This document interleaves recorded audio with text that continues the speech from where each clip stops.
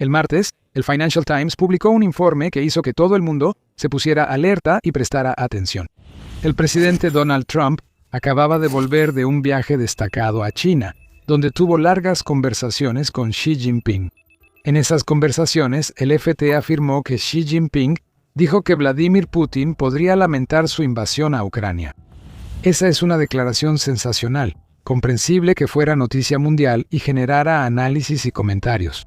En un artículo de opinión para CNN, Brett H. McGurk afirmó que las tendencias actuales en el campo de batalla indican que Xi tiene razón y que su revelación brinda a Trump una nueva oportunidad diplomática para terminar la guerra, pero con un enfoque distinto al anterior. Analicemos el argumento de McGurk y lo que indica sobre el rumbo de la guerra. Si has estado siguiendo la política estadounidense durante las últimas décadas, Brett H. McGurk no debería ser un desconocido para ti. Es un destacado diplomático y abogado estadounidense que ha ocupado altos cargos de seguridad nacional bajo 4 presidentes: George W. Bush, Barack Obama, Donald Trump y Joe Biden. Fue asistente adjunto del presidente Joe Biden y coordinador del Consejo de Seguridad Nacional para Medio Oriente y África del Norte. En ese cargo, lideró complejas gestiones diplomáticas, como negociaciones para un alto al fuego en Gaza y la liberación de rehenes de Hamás. Fue enviado presidencial especial para la coalición global contra el EIIL, con Barack Obama y Donald Trump, liderando la alianza que fue clave en la derrota territorial del EIL en Irak y Siria. Antes, fue arquitecto clave de la estrategia de aumento de tropas en Irak en 2007 con Bush y ayudó a negociar el acuerdo de seguridad entre Estados Unidos e Irak. Así que, aunque su experiencia se centra principalmente en el escenario de Medio Oriente, sin duda está sumamente bien versado en negociaciones complejas y en lo que se necesita para concluirlas desde una posición de fuerza. En su artículo de opinión para CNN, donde es analista habitual de asuntos globales, señala que los comentarios de Xi son una oportunidad para que Trump presione a Rusia para alcanzar un acuerdo y explica por qué las nuevas realidades en el campo de batalla inclinarían claramente los términos del acuerdo a favor de Ucrania. Cabe mencionar que Trump y altos funcionarios chinos han negado que Xi haya dicho algo similar. El Financial Times informa que Xi hizo comentarios según varias fuentes familiarizadas con la evaluación estadounidense de la cumbre en Pekín. No los nombra. Sin embargo, en el mismo artículo, también señala que el Ministerio de Relaciones Exteriores de China calificó el informe como completamente falso y que Trump les dijo a los reporteros que no, él nunca dijo eso. La hoja informativa de la Casa Blanca sobre la cumbre en Pekín no mencionaba conversaciones sobre Putin o la guerra en Ucrania. El portavoz del Ministerio de Relaciones Exteriores de China, Guo Jieqin, reiteró que la información mencionada no coincide con los hechos y es totalmente inventada. Es raro ver una declaración tan directa del líder chino, quien suele ser más cauteloso con sus palabras. El artículo del Financial Times admite que, según sus fuentes, el comentario va mucho más allá de cualquiera que haya hecho sobre la situación en Ucrania durante las conversaciones de Xi con el predecesor de Trump, Joe Biden. Por otro lado, Trump también ha declarado que durante la misma cumbre, Xi le dijo que Estados Unidos era una nación en decadencia, una afirmación con la que Trump dice estar de acuerdo. Eso sería inusualmente directo de Xi, lo que da credibilidad al informe del Financial Times. Por otro lado, un comentario así casi seguro habría causado incomodidad cuando Putin visitó Pekín esta semana para su cumbre con Xi. No se notó ninguna incomodidad. En cambio, las redes sociales rusas y chinas han estado alardeando sobre el hecho de que Putin se quitó el saco durante el evento. En la cultura rusa, esto indica que alguien se siente seguro y cómodo. ¿Quién sabe si Xi realmente lo dijo? McGurk lo da por hecho y afirma que las tendencias actuales en la guerra lo respaldan. Putin confiaba en que para 2026 sus fuerzas, aprovechando su superioridad numérica, romperían el frente y capturarían las regiones disputadas del este de Ucrania. Pero eso no ha sucedido, al menos no todavía. De hecho, Rusia parece estar retrocediendo. Una evaluación del Instituto para el Estudio de la Guerra, o ISW, revela que en abril, Ucrania tuvo una ganancia territorial neta y Rusia pérdidas territoriales netas por primera vez desde la incursión de Ucrania en la región de Kursk, Rusia, en 2024.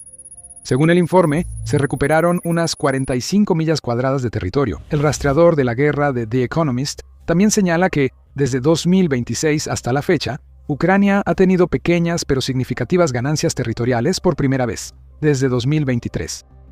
Esos informes difieren mucho de lo que afirma la parte rusa para ese periodo.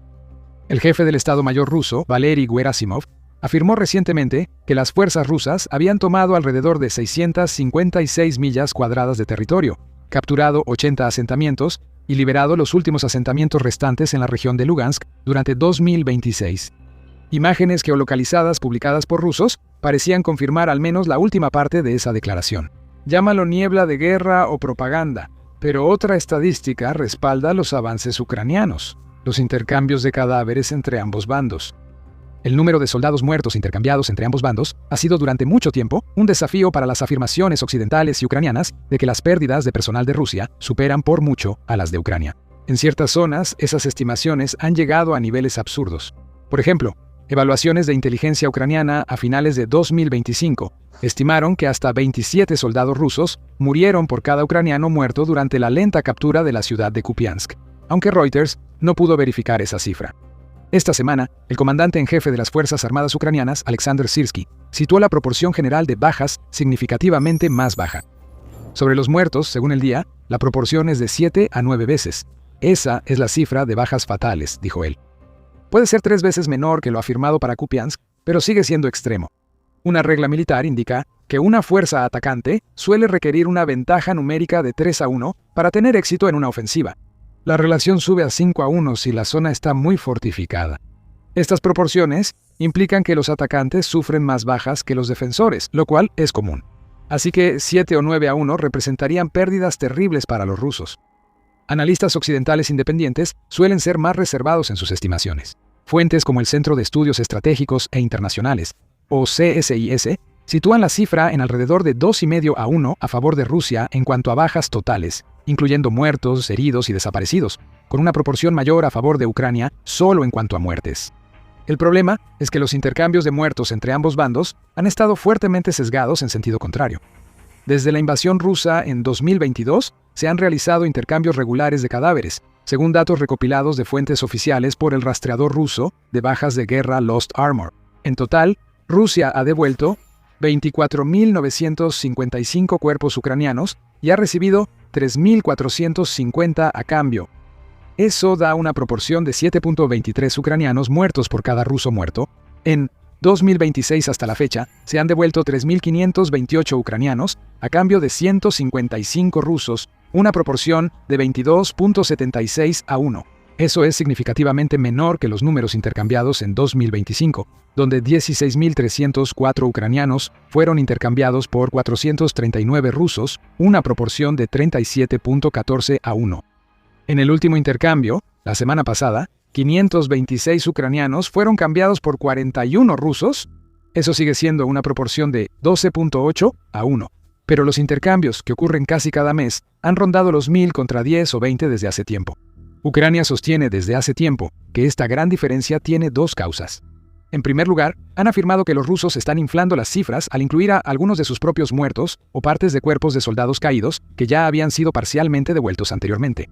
Su argumento principal es que los rusos, al avanzar, recogen a sus caídos en posiciones capturadas, mientras que Ucrania no puede, lo que eleva artificialmente la proporción. En el último intercambio, el número de rusos se duplicó en comparación con los últimos meses, mientras que el número de ucranianos prácticamente se redujo a la mitad. Según los argumentos de Ucrania, el país empieza a avanzar en el campo de batalla, recogiendo rusos muertos al tomar sus antiguas posiciones. McGurk dice que la ofensiva rusa estancada y los avances ucranianos han hecho visible la presión dentro de Rusia. Actualmente hay quejas sobre el costo de la guerra.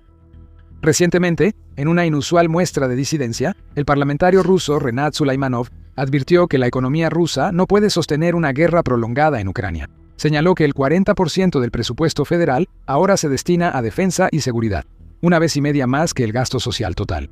Sulaimanov afirmó que este gasto masivo impulsa la inflación, desplaza inversión y programas sociales, y genera distorsiones económicas a largo plazo, destacando que tanques y proyectiles carecen de valor de consumo.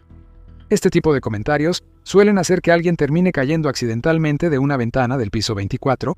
Es valiente que Sulaimanov haga estos comentarios públicamente y muestra la creciente presión sobre la economía rusa por la guerra prolongada. Otra señal clara es la fuerte caída del índice de aprobación de Putin.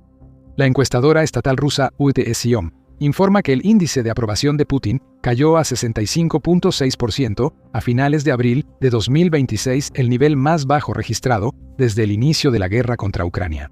Eso implica una baja de más de 12 puntos porcentuales desde diciembre de 2025, por lo que la Agencia Estatal de Encuestas revisó su metodología para controlar la narrativa en el futuro. McGurk afirma que la presión se debe en gran parte a los drones ucranianos, a los que llama multiplicador de fuerza. Ucrania ya no parece solo un estado defensor, sino un innovador militar que transforma la guerra con sistemas autónomos producidos en masa, escribe él. Esto cambió la idea de que la superioridad numérica de Rusia sería decisiva. A lo largo de las líneas del frente, Ucrania ha establecido ahora una zona de muerte de 10 a 15 kilómetros, es decir, de 6.2 a 9.3 millas, donde Rusia no puede avanzar sin estar expuesta a ataques constantes de drones. Eso es cierto, pero no es un argumento convincente. El último informe trimestral del Inspector General del Pentágono sobre la operación Atlantic Resolve señala que Rusia ha alcanzado una paridad relativa en el despliegue de drones tácticos. El informe señala que Rusia casi seguramente mantiene mayor capacidad para realizar maniobras ofensivas constantes y rápidas, y tiene ventaja en fuegos directos, logística, generación y protección de fuerzas. ¿Quieres actualizaciones diarias de historias militares importantes? Suscríbete a El Show Militar. Aquí no solo copiamos titulares, investigamos para contarte la historia real y su importancia. Suscríbete y no te lo pierdas. En resumen, Rusia ha establecido las mismas zonas de muerte a lo largo de las líneas del frente y es igual de difícil y costoso para las fuerzas ucranianas avanzar a través de ellas que para los rusos. Pero aunque las líneas del frente puedan estar en cierto punto de estancamiento en cuanto a la guerra de drones, los ataques de largo alcance de Ucrania dentro de Rusia sin duda están aumentando y causando un daño cada vez mayor. Según McGurk, los drones ucranianos ahora atacan regularmente muy dentro de Rusia, apuntando a aeródromos militares, fábricas, infraestructura energética, depósitos de municiones y centros logísticos. La capacidad de los drones ucranianos para llegar a Moscú, según se informa, contribuyó al interés de Putin en un alto al fuego temporal durante las celebraciones del Día de la Victoria en la capital, permitiendo un desfile sin la amenaza de drones apareciendo de la nada y arruinando el espectáculo. Si acaso, está minimizando lo grave que se ha vuelto el problema de estos ataques de drones ucranianos en tiempos recientes. En los últimos 2 años, el número de lanzamientos de drones ucranianos de largo alcance ha ido aumentando de manera constante y en los últimos meses se ha disparado. Eso aplica tanto en sentido figurado como en el caso de muchas instalaciones rusas alcanzadas de forma bastante literal. De 110 vehículos aéreos no tripulados en enero de 2024, la cifra aumentó a más de 7.000 en marzo de 2026, con el número total de lanzamientos multiplicándose por 5 solo durante 2025. En marzo, Ucrania superó por primera vez a Rusia en la cantidad de drones de largo alcance lanzados en un mes. Funcionarios rusos reportaron el mayor ataque a la capital en más de un año, interceptando más de 550 drones con defensas aéreas. Más de 1.000 drones fueron lanzados contra la región de Moscú y otras zonas del interior de Rusia en una sola oleada. Como dice McGurk, estos ataques obligan a Rusia a dispersar defensas aéreas, mover aeronaves, reforzar infraestructura y dedicar más recursos a la defensa del territorio nacional. En términos militares, Ucrania está ampliando el espacio de batalla y aumentando el costo de la guerra para Moscú, al mismo tiempo que Moscú tiene dificultades para ganar territorio en el campo de batalla en Ucrania. Putin, según McGurk, enfrenta una derrota estratégica. Las guerras ofensivas, en última instancia, no se juzgan por las líneas en un mapa, sino por si cumplen los objetivos políticos por los que se iniciaron en primer lugar, escribe. Los objetivos de guerra de Putin al invadir eran subordinar Ucrania, debilitar a la OTAN y restaurar a Rusia como potencia dominante en Eurasia. Esos objetivos están cada vez más lejos para Moscú. Sobre la subordinación total de Ucrania, McGurk afirma: la guerra ahora se enfoca en Donbass, al este de Ucrania, sin que Rusia pueda tomar Kiev, el objetivo inicial de Putin. Aunque los frentes siguen activos más allá del Donbass, en Yarkov, Sumy, Dnipropetrovsk, Zaporilla y Gerson, la idea general es correcta. A menos que Rusia movilice un ejército de reserva masivo y emprenda una nueva ofensiva importante a través de Bielorrusia, un evento sobre el que tanto Zelensky como Syrskyi han estado advirtiendo en los últimos días, hay pocas pruebas de que Rusia tenga la capacidad de intentar tomar Kiev.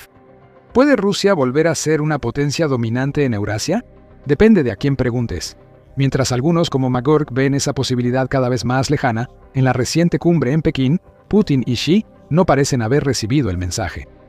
En la cumbre, ambos firmaron una declaración conjunta para formar un mundo multipolar que Rusia y China buscan liderar. El documento de política de 47 páginas fue firmado en el Gran Salón del Pueblo, junto con unos 40 acuerdos de cooperación más. Pide un orden mundial que respete la soberanía, relaciones igualitarias entre estados y se oponga a la expansión de alianzas militares como la OTAN y AUKUS, comparándolas con la ley de la selva. Los líderes ven su asociación estratégica como modelo para grandes potencias y contrapeso ante tendencias unilaterales y hegemónicas de Estados Unidos. Sobre el debilitamiento de la OTAN, puede decirse que la alianza se ha debilitado recientemente, aunque es debatible si Rusia influyó en ello. Trump nunca ha sido gran fan de la OTAN. Él y altos funcionarios como el secretario de Estado Marco Rubio y el secretario de Guerra Pete Hegseth han cuestionado las que consideran aportaciones desproporcionadas de Estados Unidos a la alianza. Trump estaba molesto porque los socios europeos de la OTAN no quisieron unirse a su conflicto con Irán ni ayudar a desbloquear el estrecho de Hormuz, cerrado por Irán tras ataques de Estados Unidos e Israel. En abril, Trump advirtió que reduciría el papel de Estados Unidos en la OTAN o saldría de la alianza si sus miembros no ayudaban a reabrir el estrecho. Por otro lado, también se puede argumentar con más fuerza que la invasión de Ucrania por parte de Putin en realidad ha fortalecido la alianza, no la ha debilitado. Como señala McGurk, la OTAN, pese a las críticas de Trump, es ahora más grande que cuando Rusia invadió. Finlandia y Suecia se unieron a la alianza, fortaleciéndola junto con el aumento del gasto de defensa en todas las capitales europeas de la OTAN. A pesar de las grandes pérdidas rusas, Putin tiene poco que mostrar en la guerra en Ucrania y la situación empeora cada mes, concluye. Tras explicar por qué Rusia está débil y vulnerable a un mal acuerdo de paz, McGurk aborda el punto central de su argumento. ¿Qué implica esto para China y cómo Trump podría aprovechar esto para imponerle un acuerdo a Putin? Xi ordenó al Ejército Popular de Liberación prepararse para tomar Taiwán para 2027, pero señala que su ejército no ha sido probado en combate y que Ucrania muestra lo difícil que es lograr un colapso político rápido ante un defensor decidido. En los próximos 6 meses, Xi analizará estas tendencias y evaluará pros y contras para sus ambiciones respecto a Taiwán. McGurk cree que esto le da a Estados Unidos una oportunidad de oro para aumentar la cautela de Xi y presionar a Putin. Lo más inteligente ahora es fortalecer la OTAN y su apoyo a Ucrania, mostrando a Putin que no puede recuperar impulso y a Xi que cualquier acción contra Taiwán recibirá una respuesta coordinada. Como indica, Trump busca acabar la guerra en Ucrania con un acuerdo diplomático, probablemente exigiendo a Ucrania ceder territorio a cambio de garantías de seguridad.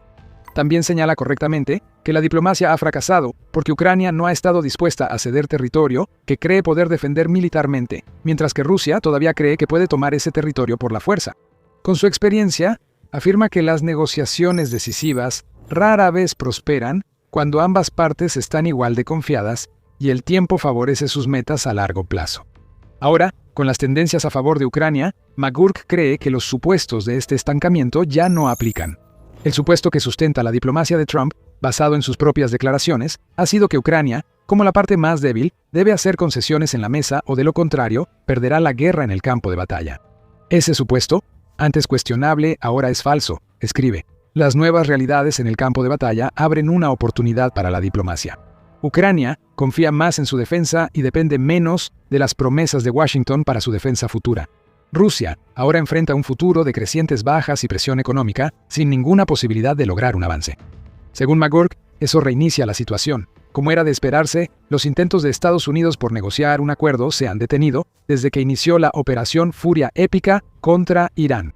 Es entendible que la parte estadounidense estuviera ocupada con asuntos más urgentes. La última ronda formal de diálogo mediado por Estados Unidos fue en febrero. Desde entonces ha habido poca actividad, pero eso podría cambiar pronto. Yuri Ushakov, asesor clave de Putin, dijo el 20 de mayo que se esperaba la llegada a Rusia de los principales negociadores estadounidenses sobre Ucrania, Steve Witkoff y Jared Kushner, yerno de Trump, en las próximas semanas. McGurk opina que Trump debería aprovechar la oportunidad y actuar mientras el hierro está caliente. Para Trump, la mejor oportunidad para terminar la guerra ahora radica no en asumir la debilidad de Ucrania, como lo ha hecho hasta ahora, sino en reconocer la creciente vulnerabilidad de Rusia. Ahora hay capacidad de presión para forzar un acuerdo en términos aceptables para Ucrania, y Washington debería aprovecharla, concluye. Con eso también concluimos este video. De más está decir que, por supuesto, estaremos siguiendo la historia de cerca, y los mantendremos informados en nuestros reportes diarios. Mientras tanto, para un análisis más detallado sobre las bajas de Rusia durante la guerra, revisen este video, y como siempre, gracias por vernos.